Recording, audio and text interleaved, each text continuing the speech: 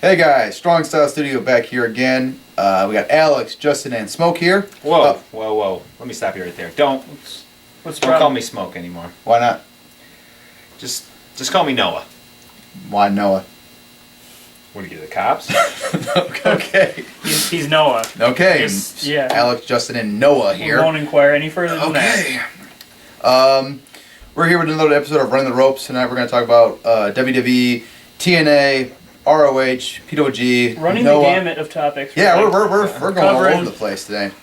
All willy-nilly here. Yeah, that's right. Okay, start off first with the WWE pay-per-view coming up this Sunday, Elimination Chamber.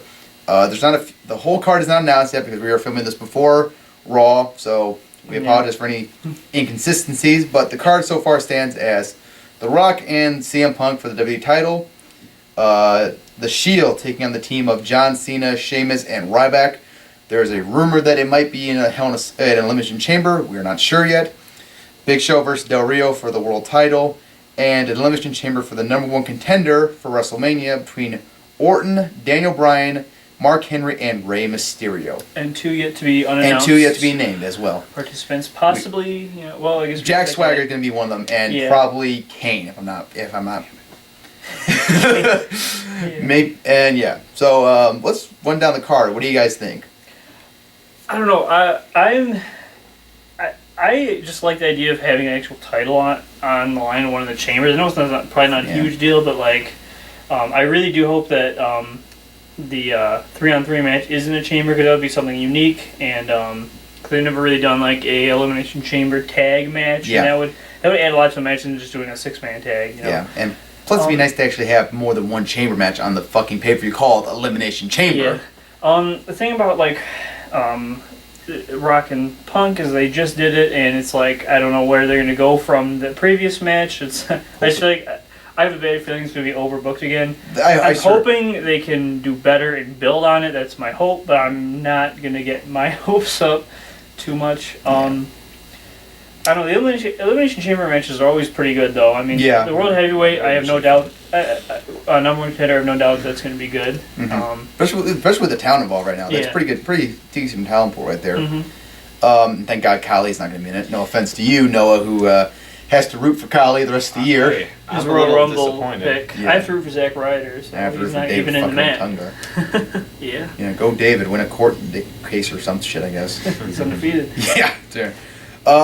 I'm looking forward to this. I think, on paper, it looks like a pretty good card. I'm actually kind of excited for The Rock and Punk.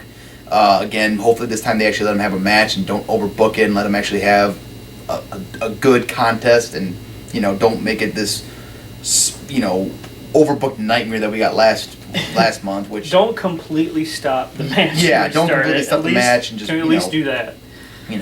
Hopefully, and I'm kind of hoping that I'm really hoping to do something to make the possibility of Rock, Cena, and Punk at Mania happen. I'm holding out hope that it's going to be the main event and not Rock and Cena twice in a lifetime. I still think it's going to be Rock and Cena. I dare to dream. As for me, I think that the chamber match for the #1 contendership, it's going to be hard to get into that match. I don't really care. I'm sure it'll be a good match. It's just that stipulation really does nothing for me. As for the other match, I really hope that the 6-man is in the chamber. I love that War Games feeling. Mm-hmm. I think this is something that they could use again without people getting sick of. It just works. It's Elimination Chamber. It just makes sense. Yeah. As for Cena and CM Punk and The Rock, I am holding out that this is going to be a better match. I think that it will be, because I don't think that WWE will feel the need to protect Punk if that's what they felt like they were doing. Yeah, that's what they were doing. I think this time Punk's just going to flat out lose, but I'm okay with that if it's a better match. So I agree. Mm-hmm.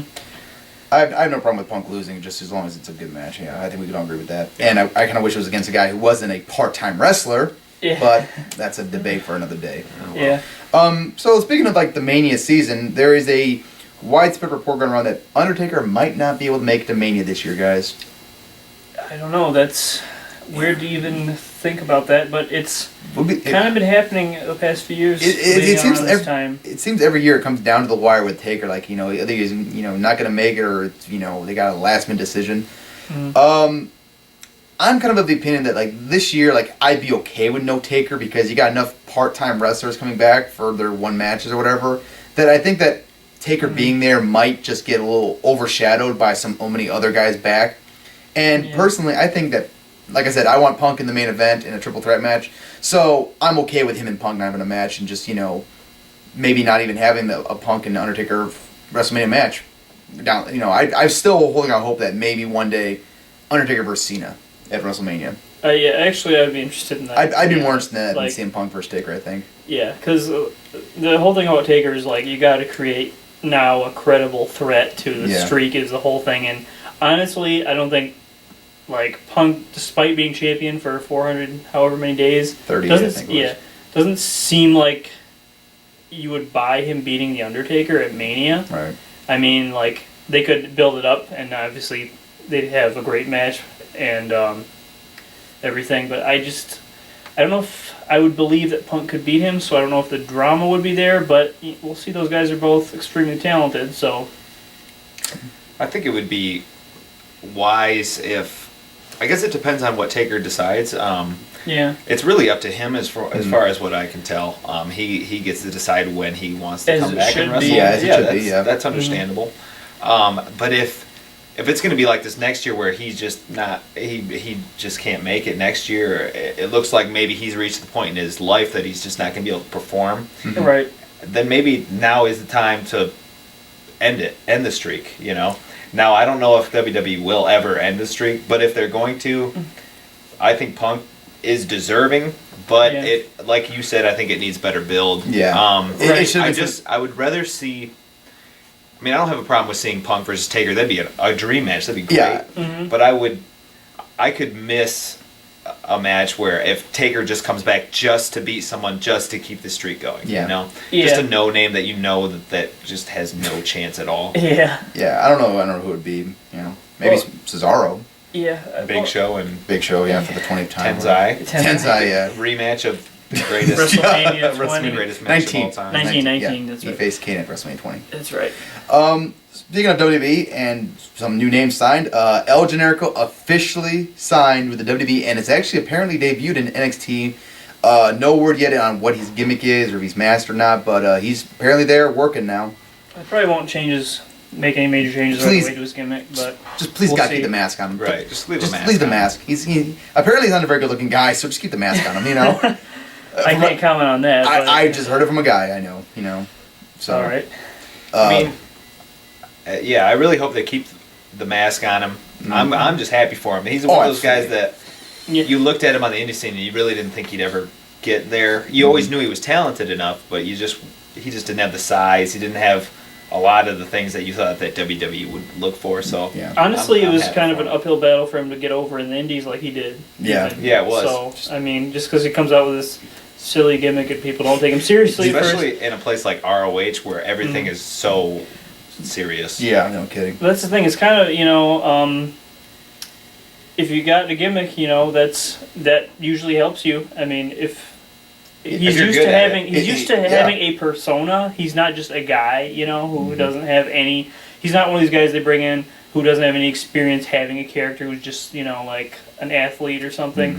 Generico's. He can if they change his character, I'm sure he can adapt. I just hope they don't, like you said, don't take the mask off. Keep him. You need a new mask guy in WWE. Generico's perfect for it. And sell a buttload of masks and everything. And there's a lot of guys now that there's so many matches that I would love to see him have now that he could have. CM Punk versus El Generico. Yeah, that needs to happen. Yeah, I mean.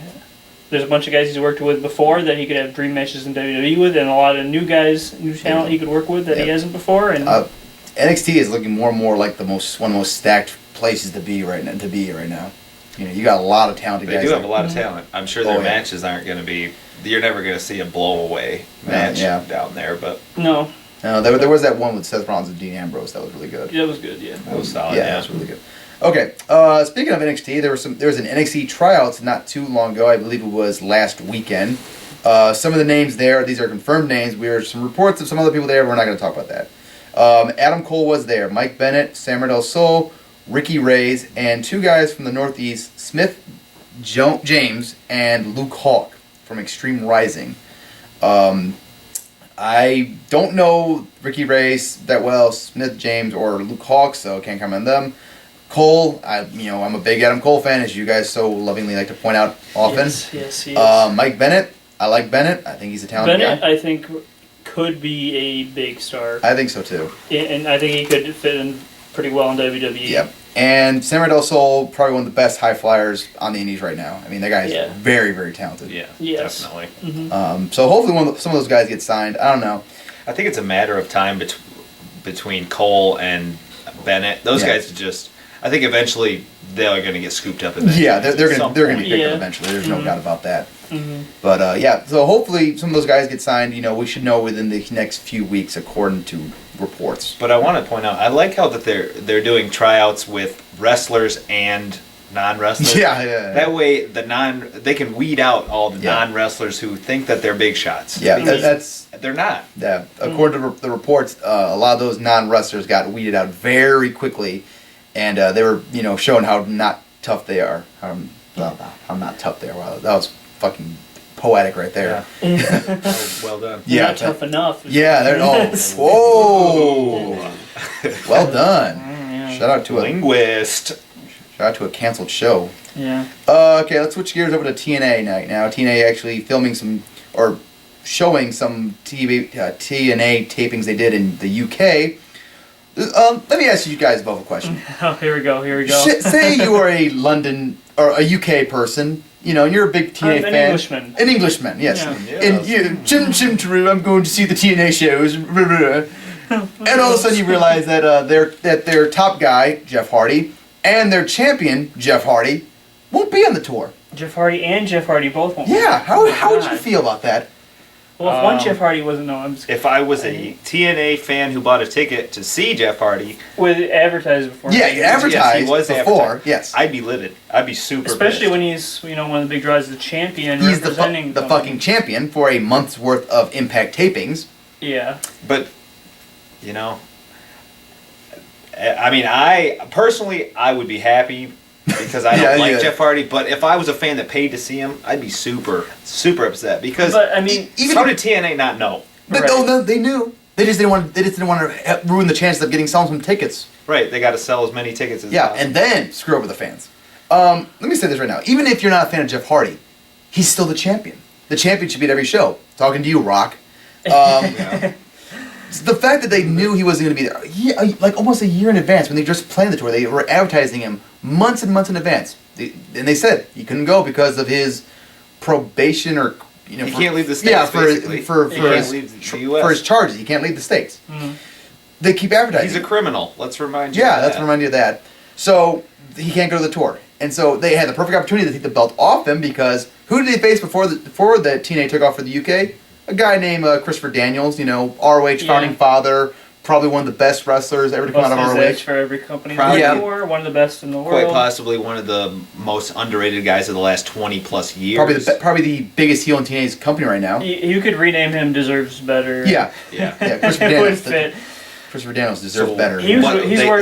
But the point is, they could have put the belt on him. Yep, and then you could have gone to the UK with a brand new champion. I'm sorry. Okay, I'll go first. Okay. Yeah, go ahead.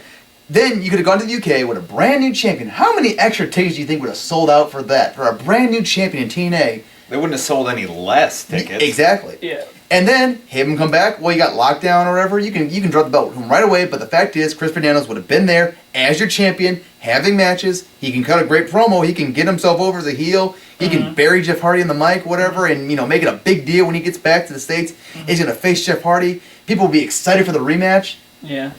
It was so obvious what they could have done, and they didn't do it. Well, yeah, I mean, I was excited when Daniels, was in the title picture, and I was, you never think Daniels is, you hope he's going to win. He deserves to be a champion. He deserves it, but you're just like, but this time I thought there was a chance, they actually seemed to be building him up, and then I heard, the title match was going to be on Impact, and I'm like, well, they do title changes there, but I don't think he's going to win, and he didn't. But I feel like at this point, he could definitely be a credible champion. I mean... He could be a credible champion anywhere. Yeah. He deserves to be a champion somewhere. Mm-hmm. It's just, it's amazing to me that this, I guess it's not that amazing because it's just another example of TNA hand feeding all of their chosen boys, all their WWE rejects. They feel like they need to hand out to. And the thing is, like, it sounds bad when we say it. We sound really negative when we're talking about it. But I'm a guy that I've watched TNA regularly since probably 2005. I started watching about 2008 or 2007. So regularly, even when it was terrible. And now it's just amazing to me that they just cannot figure out how to do. They still haven't learned. Right, they have the same. That's what I was just gonna say. They have the same problems since that time. Same shit, different day. Yeah. And the thing is, that people they've rotated bookers. They've changed wrestlers. They've changed the way that they book their shows. What titles are important, but still. But the thing is, like, the thing about, like, Daniels is a great example because he's a guy who was there at the beginning. He's basically homegrown. I mean, he was an indie guy, but he was never in WWE. He was in WCW a short time, but, like, he's basically homegrown in TNA, and he'd been in, Triple X and was successful. He was probably one, like, in 2005, he probably was one of the biggest stars in the company with his X Division title run. I mean, he's been there. He's been, like AJ has, always been there for them. Like Samoa Joe has. Yeah, and I mean, it's not like they're just bringing in some guy who's like totally new, untested talent. Is what I'm saying. It's like you don't have to go like too far to not have. I mean, we're just asking that you don't. It's like they're bringing in. It's like Hogan just comes in and he runs the show, basically, and it's like you're just. These guys have been working for the company for so long, and then they just bring in this name and then instantly just give it to them. And the thing is, I feel like TNA I don't know if they don't respect their audience or what. It's just they don't understand. They just think they're idiots they don't because understand them. They think that AJ can't be a star and Daniels can't be a star and Joe can't be a star. Storm can't be a star and Rude can't really be a star. And Aries can't carry the company. And it's amazing to me because these are all guys that have been put over, have gotten over in your company to your fans, and you still say no. Yeah. So if you don't want your fans, whose fans do you want? I mean, like AJ Styles, that's like a no-brainer. It's like AJ Styles should be the guy. Yeah. In my opinion, AJ Styles should be the John Cena of TNA. Like, he should always be in the main event picture. Well, the thing is, incredibly, Well, the thing is, by now, like maybe at this point, he should be putting over other guys, but he should have been the guy all along who was, right. And now he's putting over guys, but he's been putting them over the whole time. So what's the difference? Yeah. There's a lot of bullshit in TNA. Let's talk about one small ray of sunshine, which is Austin Aries and Bobby Roode winning the tag team titles. Yeah, which is very nice. Thank God they got those. Yeah, off Los Stereotypicos, I believe they're called. Yeah. Chavo Guerrero, who can't get a pop unless he mentions Eddie. No disrespect, but let's face it. I also want to say happy birthday to Hernandez, who turned 40. I thought he was like 32 or something like that. This guy's old. Well, he's aged pretty well. But he's a monster. He's jacked. Yeah, but happy birthday. No offense. Happy birthday, Hernandez. Trying to drop someone on their head next time. Yeah. But yeah, like I'm very happy that Bobby Roode and Austin Aries, because they are probably one of the hottest tag teams in TNA right now. Well, it's something different too, and it's an interesting dynamic. Yeah, so. They're very entertaining, and I'm still waiting for a tag team name. We haven't gotten. What do you think would be a good one? I don't know. I've heard a lot of good ones. Like one was like Generation Selfish. Selfish Generation, or the Selfish. Or wait, what? Generation Selfish. Generation Next from Austin Aries and the Selfish. So for Bobby Roode, I don't know. You can. I think. Any from you, Justin? I got nothing. Selfish Greatness was one. That's a good one. Was Selfish Greatness, but I also heard one that was good, and I liked the greatest tag team that ever lived. The greatest tag team that ever existed. Okay, that's a good one. That's a good one. Everyone was like, it pays to be the greatest of all time, greatest man that ever lived, or it pays to be the greatest man that ever lived, or whatever. Yeah. That was another one. Another reason I like this is they're both. It's a new tag team, but these guys are very well versed in tag teams. Both have been in some of the best tag teams. Very, very good tag teams. I mean, we had Aries and Strong were amazing, and then we had Rude was in both Beer Money and AMW. So these guys know tag team wrestling. AMW. Oh no, he was in Team Canada. Yeah. Team Canada. I'm sorry, AMW was. Yeah, that was Storm. One of the members of AMW was in Beer Money, but yes, right. And Rude was also part of ANX for a little. He was a mentor or whatever. Yeah. So who? ANX? Yeah. All Night Express. Aries was the manager of all night. Aries. I thought you. Yeah. Yeah. Okay. My Pay attention. apologies. Okay, let's get back to the shit of TNA, which includes back to the meat. back to the shit. we found the bacon in the shit sandwich. So let's get back to it. Let's talk about Ace and Nate's. Guess who joined Ace and Nate's just recently? Garrett fucking Bischoff and Wes Briscoe. Man, I only saw that coming since the damn thing started. Yeah. Oh my God, what a shocking twist. Yeah. We got Garrett Bischoff, who doesn't deserve to be in a fucking wrestling ring ever, anywhere. No, he doesn't. No. No, I feel bad for anyone that pays and has to watch that guy wrestle. I feel bad for you. And then we got Wes Briscoe, who looks like a... I feel bad for me just watching the television. Then we got Wes Briscoe, who looks kind of like a wrestler, but he also looks like a younger version of Mickey Rourke from The Wrestler. Like, his fucking hair is everywhere, and just... But, I mean... He does... At least he has a more credible wrestling name to him, He's a Briscoe, the Briscoe name. But this is still a storyline that I could not possibly care about, especially with this turn. Have you looked at the talent they have in Ace and Eights? They have no one. They have Devon. Who gives a shit about Devon? Mr. Anderson. They haven't cared about him since he left WWE. Sorry, Ken.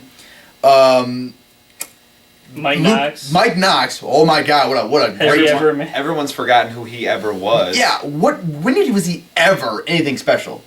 And Luke Gallows, who, Luke, I think is actually a talented guy, but, he's not a guy who can be believed as, like, this big muscle who's, for this group, and, like, he's, like, a dominant force. Well, he's not, like, it's a big reveal, and it's acting like he's a huge name, and people already... No, he's not. No offense to Luke Gallows, but he's not a big name, His biggest name, his biggest draw in a company has been when he was the subordinate of CM Punk. And the other thing is, like, the Wes Briscoe thing and the Garrett Bischoff thing, it's not even a remote surprise. Like, they build up to this surprise. It's like our people already knew, because Briscoe shows up ringside and later he has his hair out. Yeah, everyone knew. Everyone saw this coming. Yeah, I saw and Bischoff had his, like, tattoo or something showing, and it, like, leaked on the internet, so everyone knew it was Bischoff. And I knew this was coming, like, I think it was before Bound for Glory. I knew, like, Wes Briscoe and Garrett, they're going to be part of Ace and we knew the rumor was all along was Mike Knox and Luke Gallows were going to be in it. Yeah. But another thing I want to point out is that there have been matches where it was Briscoe and Garrett were with Angle in a tag match, and they actually had a match, and those guys won, if I remember correctly. Yeah. They had a full match, those guys won, didn't turn. Yeah. So... Why do you why are they out there just fighting the guys that they're a team with? Like, I get that they're trying to make it believable, but do you actually go out and beat the shit out of somebody just to make somebody else believe it? Yeah. What was the point of like waiting so long to turn? Like, what were you hoping to accomplish? Right. How is this any different than if they would have turned? And like Taz on commentary. Oh yeah, Taz joined. I forgot to mention that. Oh my God, what a great. Hang on. But like, Taz is like, I love when a plan comes together. Like, what was your plan? To jump Angle again? You haven't done that like another 20 times, Your plan all along was to ruin a wedding that was announced a week earlier. Yeah. What the fuck is the point? Well, the thing is, they've had these guys like all along, and they've had this plan for these guys all along, and it's like, but then the actual storyline is like shifting every week. Yeah, and it's just what the fuck is the point of them? Why is Aces and Eights even there? Yeah. Do they want to own the company? Do they want to be wrestlers on the roster? What the fuck are they doing? They're answering to a higher power. Oh, higher power. Yeah, that makes sense for a biker group. Yeah, it's me. I'm waiting for Bischoff to do that. If Bischoff's an Ace and Eights, good God. Or if it's like Hogan, or basically anybody who's it's gonna be is not so. It's gonna time to turn. Jeff Jarrett, at this point, I'd welcome. Jarrett would be better than. Yeah, I'd welcome Jeff Jarrett at this point. Better than. Because at least he can fucking wrestle. Yeah, a little. Well, don't get carried away. He's alright. Well, speaking of people who can't wrestle, Noah, why don't you take this one about the Hogan? Hogan, yeah. Yeah, so there is a rumor. We love rumors here. It's kind of a rumor, and Hogan hasn't diffused it, that Hogan wants to win a world title in 2013. Well, God help us all. I mean... God, I don't even know where to begin. I'm going to let you guys begin, because... Well, the first sign that something is terribly wrong for me is that the lockdown poster is Hogan.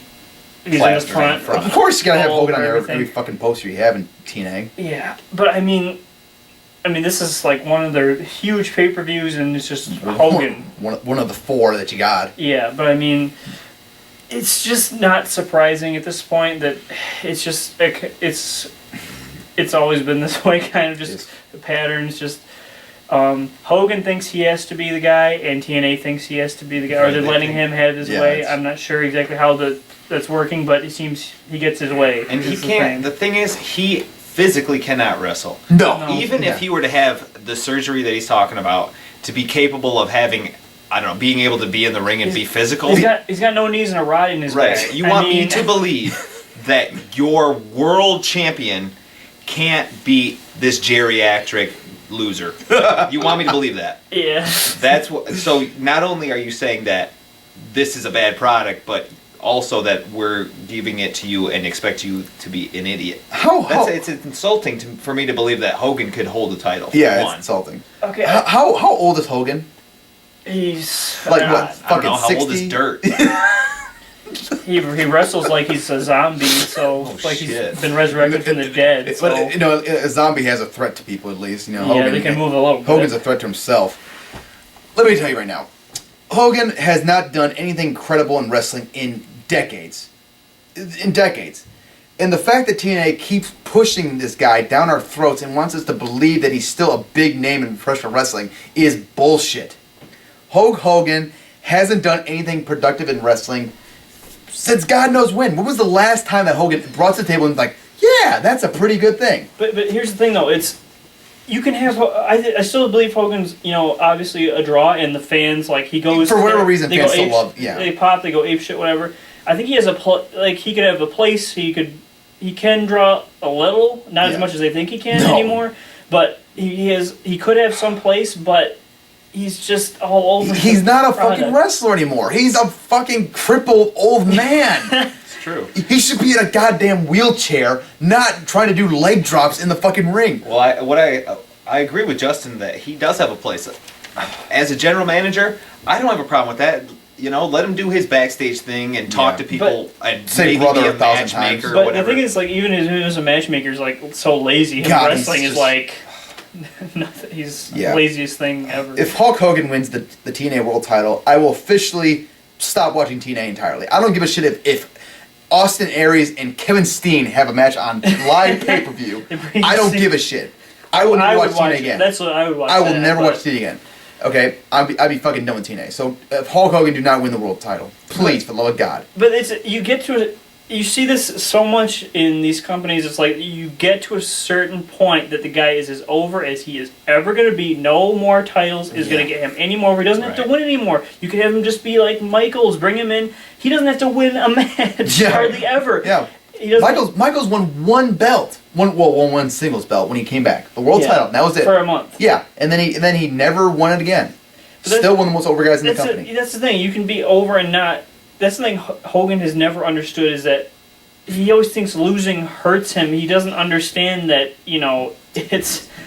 Him and to him, it's like hurting his ego to lose That's what it is. Scripted match. God, it's a big fucking ego. Okay, let's talk about something. Well, actually, there is one more ray of sunshine in TNA. That TNA is now taking Impact on the road and moving out of the Impact zone. Finally, thank God. Honestly, it's good, but that's like the least of their problems. Yeah, I'm just saying it's progress. They're finally moving out of the fucking Impact zone after how long? I agree, but I feel like the timing's to me it feels like you can either shit in an outhouse or you can go shit in a nice, comfy place. It's still shit, But it hurts me to say that because I want TNA to be so good. They have all the talent in the world. They don't have the brains to use them. Well, and even recently, Impact was still pretty good a few months ago, and then it's recently. As soon as the new year, they just went back to, we better put Sting and Hogan and all these Bully Ray and Brooke Hogan. I like Bully Ray, but not Bully Ray as a face. Bully Ray as married to Brooke Hogan is one of the worst decisions I've ever seen in my life. Just making a joke out of it. It's a joke. It's a fucking joke.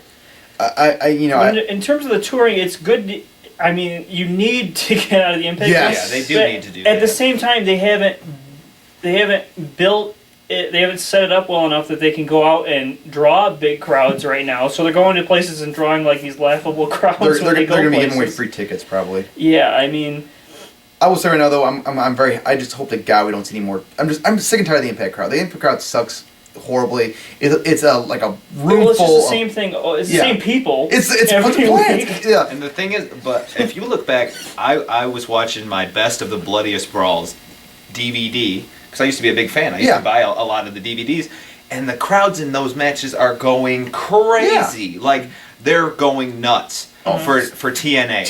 That's how Impact used to be. Yeah. But now, nobody cares. And it used to be... Oh, except for the 5 hot girls that they play in the front row. And who always are cheering for Hogan. Yeah.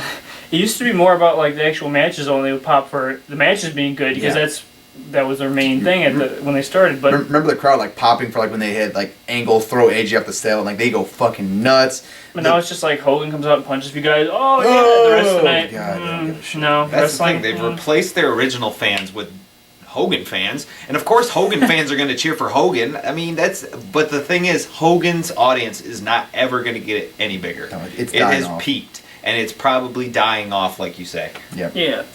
Okay, switching gears now. Let's switch over to ROH. ROH has announced 2 more matches for its 11th anniversary show, which will be taking place on March 5th, I believe. And we will be going. Strong Style Studios will be there, and we're looking forward to that very, very much.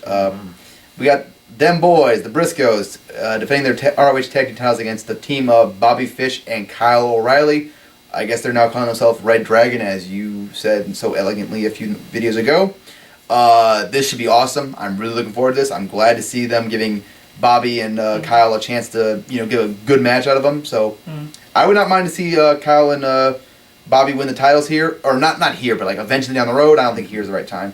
And also Adam Cole will be defending his ROH television title against the winner of the Top Prospect Tournament, which is taking place on television right now, I believe, in these coming weeks. But yeah, I like how, I like that they're, willing to just kind of, it's a new tag team, and it's like some people say, oh, they're not ready to be put in the title picture, but that ROH has done this all the time. Put an unexpected guy in like a world title match, or in a... sink or swim. Yeah, in a tag title match in this case, and just go out there, and if, you can impress, Yep. if they can go out there and put on a great match, they're golden. And I think that they are going to be the next big tag team in ROH. I think that's what ROH really is hoping for. Yeah. But I mean, you liken it to when El Generico and Steen just came in and had a match with the Briscoes. Yeah, right. I mean, who would have thought that they would ever put on half as good as matches they did? They put on amazing matches. Yeah. And that's what I think we're going to start to see out of Red Dragon. I hope so. I really believe that. I think that Bobby Fish is one of those guys that people have slept on for years, and it's time that he's going to make some waves. Honestly, I think he's benefiting greatly from changing his style a lot. I think so too.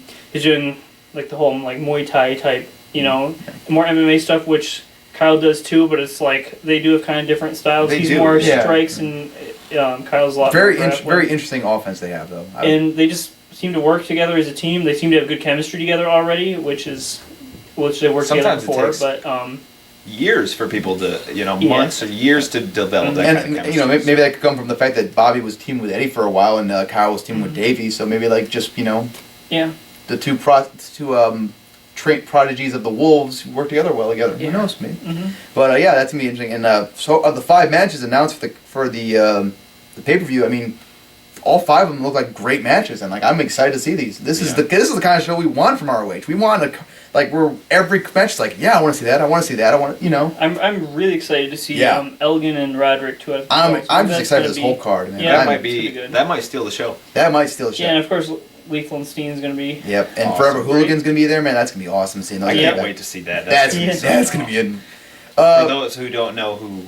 The Alex Kozlov and Rocky Romero, team, very, very prominent team in New Japan Pro Wrestling. Actually... Former junior heavyweight tag team champions. They lost into Time Splitters. Yep. Speaking of... Both are former wrestlers for ROH also, so that's kind of cool. Well-traveled guys. Very, very, very talented guys.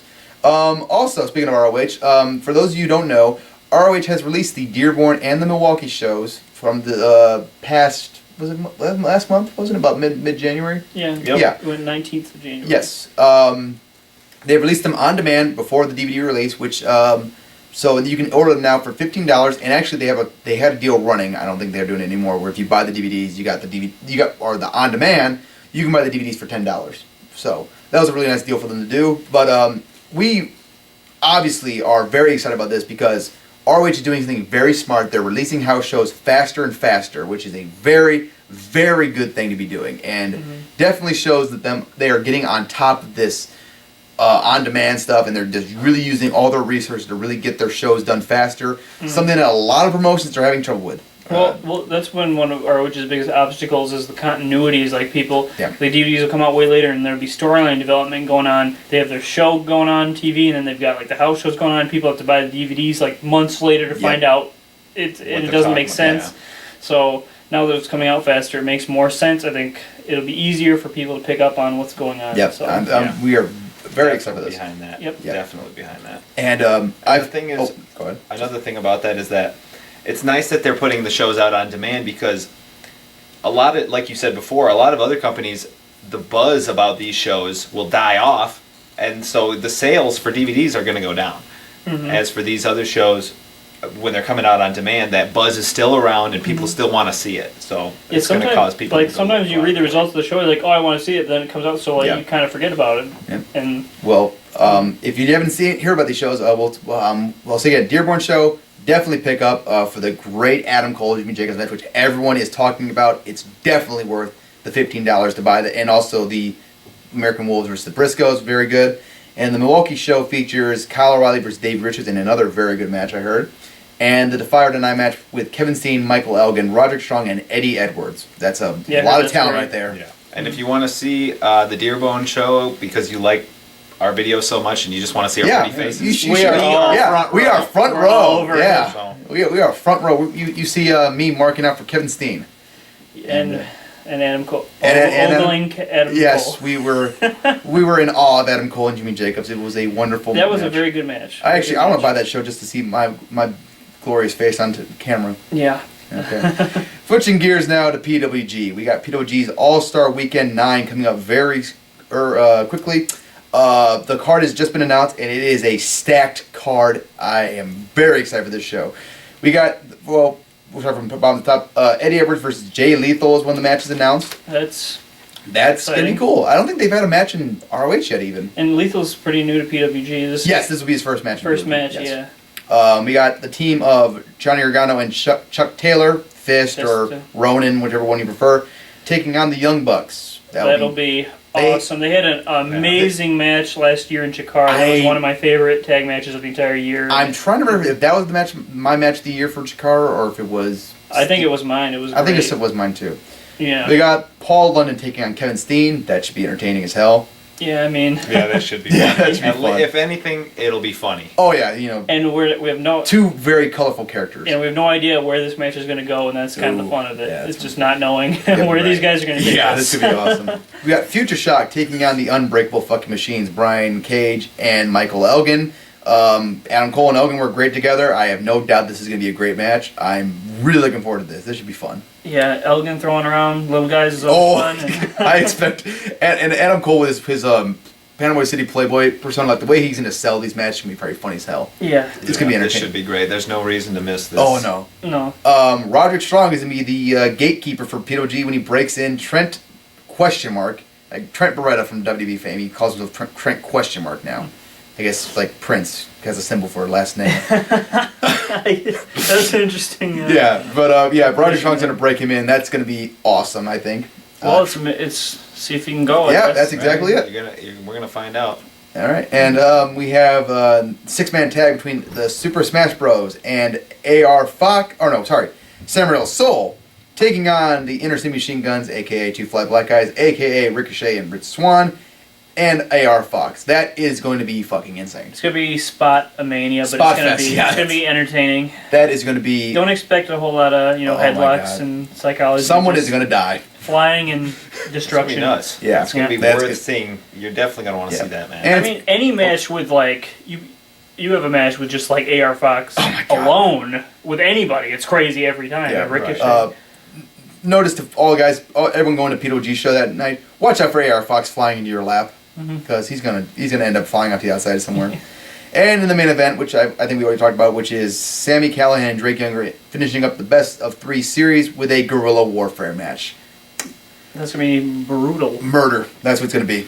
I like that PWG is putting these two guys that weren't regulars before last year. Yeah. They're guys that probably a lot of people in the wrestling community don't really know that much about unless you follow a lot of indies. Yeah.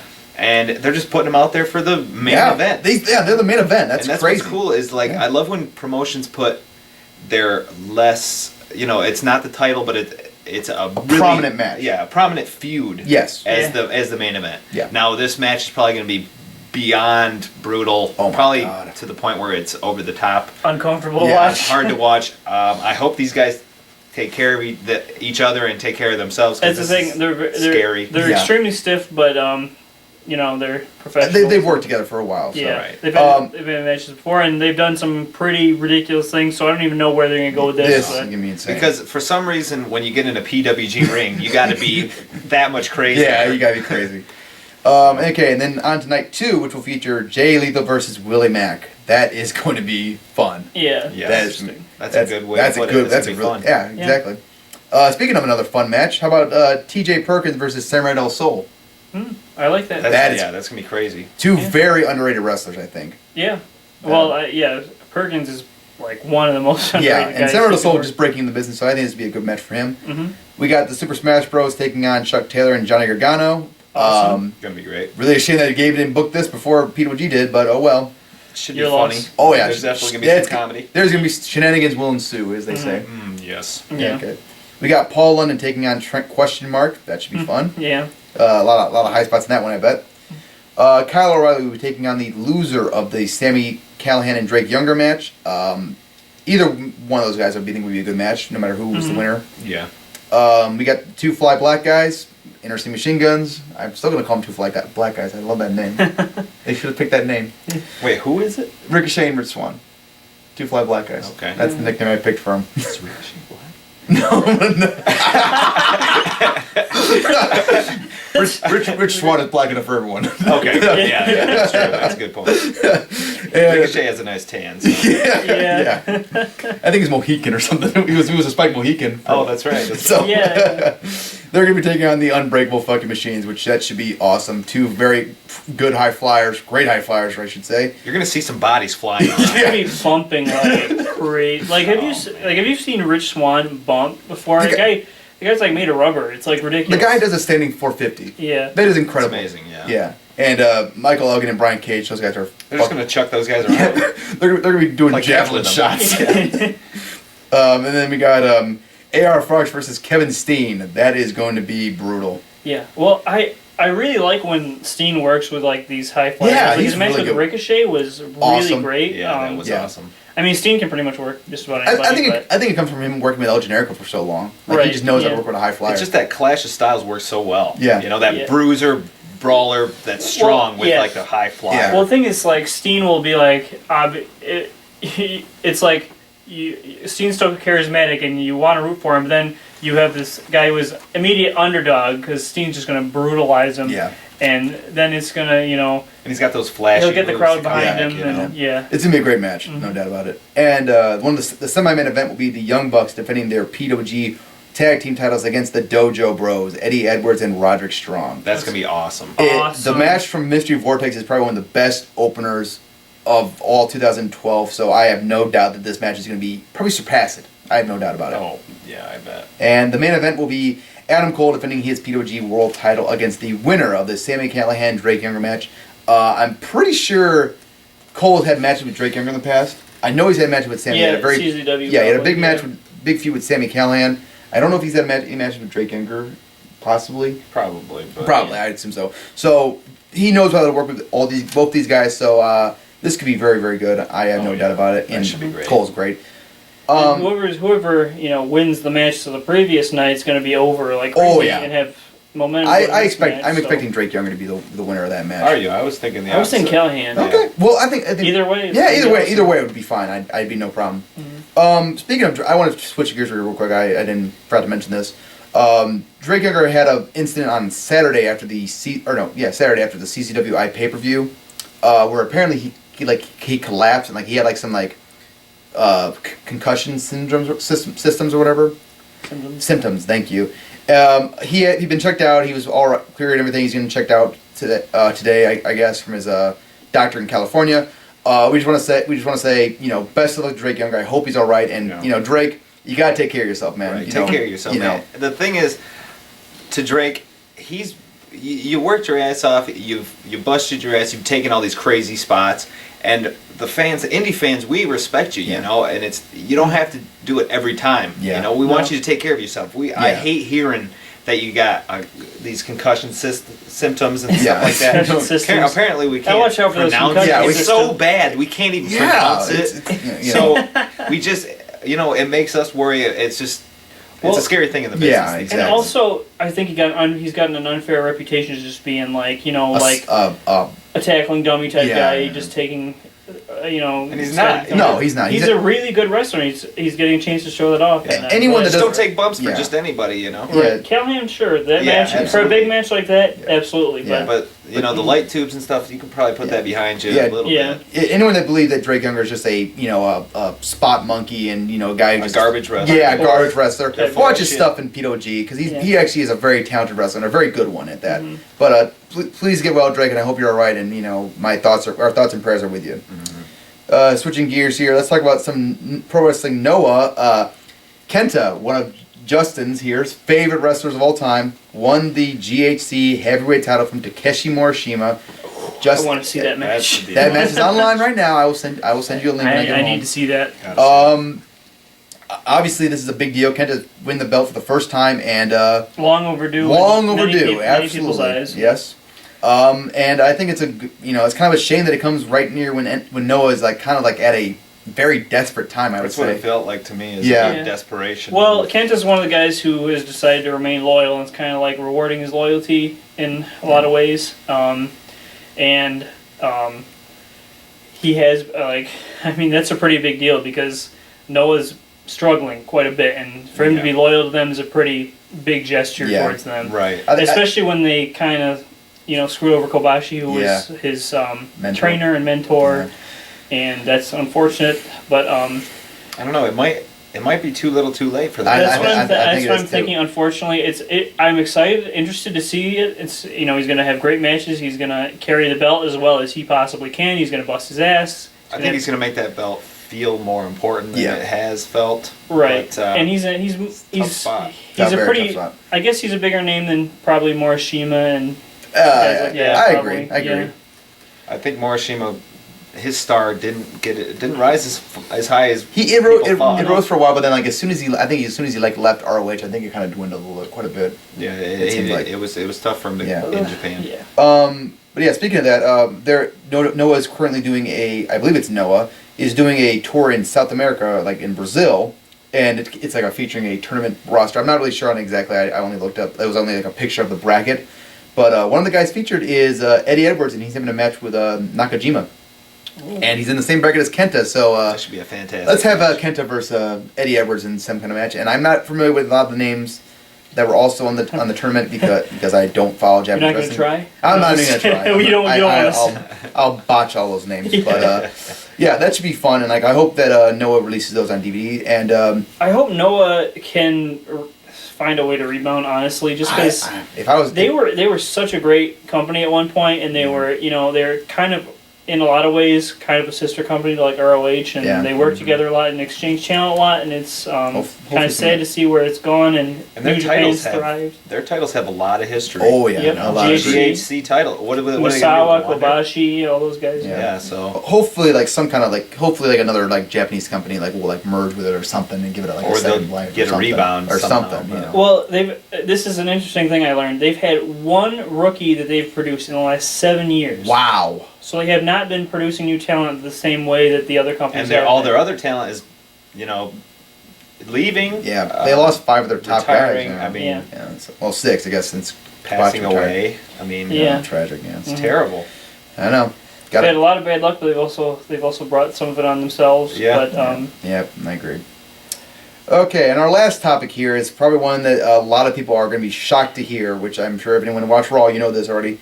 Bruno Sammartino, the living legend. Wow. The longest reigning WWF or WWE champion. WWW. Right. Okay, there we go. But champion of all time is going to be inducted into the Hall of Fame this year. This is one of those guys that everyone always said for years never going to be inducted, never going to happen. Him himself claimed never was going to happen. Yeah.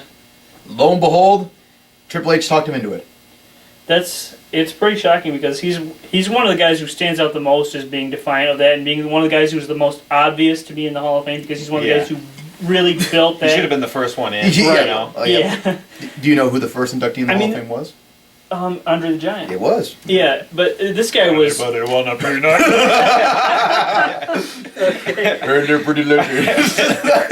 Princess Bride, great movie. Yeah, But shout to that. Bruno Sammartino, Yes.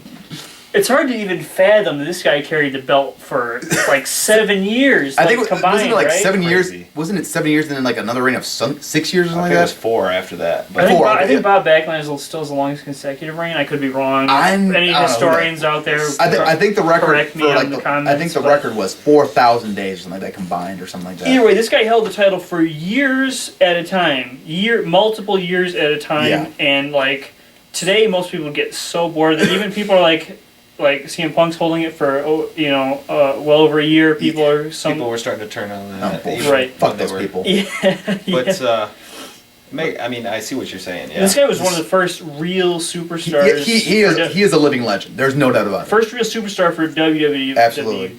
WWF at the time. He sold out Madison Square Garden shows by the ass load. I mean, this guy was super over, and people just bought into him. He was a hero.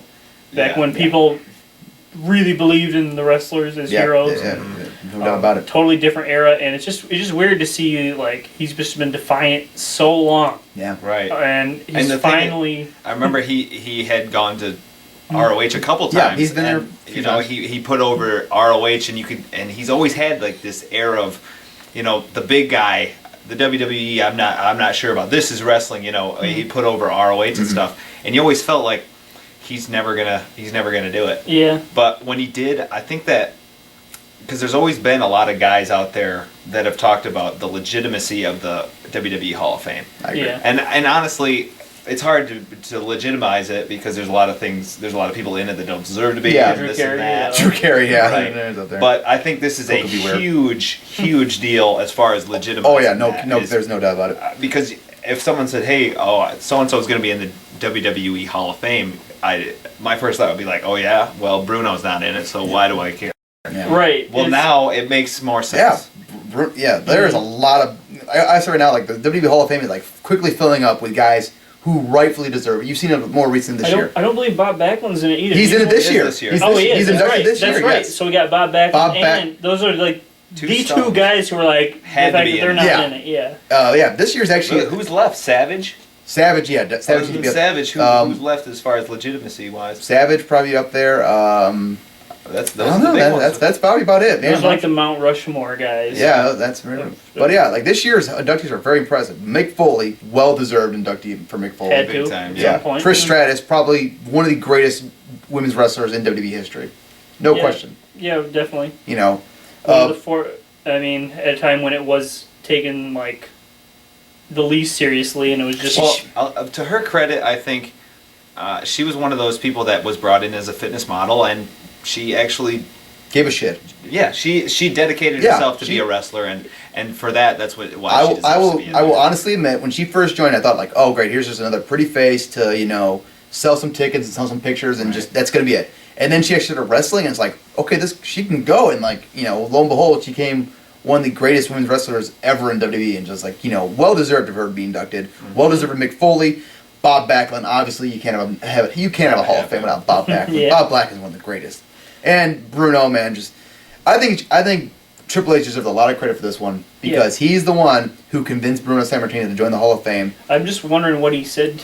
I don't know if he offered him a lot of money or if he's. Well, I don't know. I think it was he was persistent. He was very respectful. Like he talked about like how he loved Bruno Sammartino's era, how he wants to bring some of those like parts of the era back. I don't know what the hell that means. But like Triple H has got a lot of old school elements. He does. Oh yeah. Like he was, influenced by, he was trained by Killer Kowalski, influenced very much by Harley Race. Ric Flair. Does the Arn Anderson style spine buster, like Ric Flair, like you said, very much in tune with like the old school style, and I feel like these guys are respectful of the era, which not many people are anymore. Unfortunately, I think so too. I think a lot of people overlook that era a lot. Yeah, I mean, a lot of people now don't don't realize the magnitude of Bruno Arsenic. This guy was the man back in the day. I mean, people won't talk about Hogan, but there wouldn't have been a Hogan without a Bruno. I agree. Right. Yeah. So. Yeah.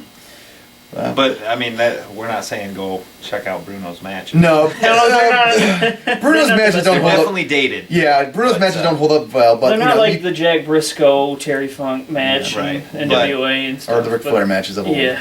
But he captivated the imagination of the New York crowd at the time. He was arguably the first wrestling superstar. Yes. So. And anybody carrying the torch for that long, you've got my respect. Absolutely, no question about that. Well, that would wrap it up for another episode of Running the Ropes. Strong Style Studios, please subscribe to us. We are going to be, leave your comments. Leave your comments, like us. If you want to do that. Go follow us on Twitter. The links will all be below. And take care, guys. Bye.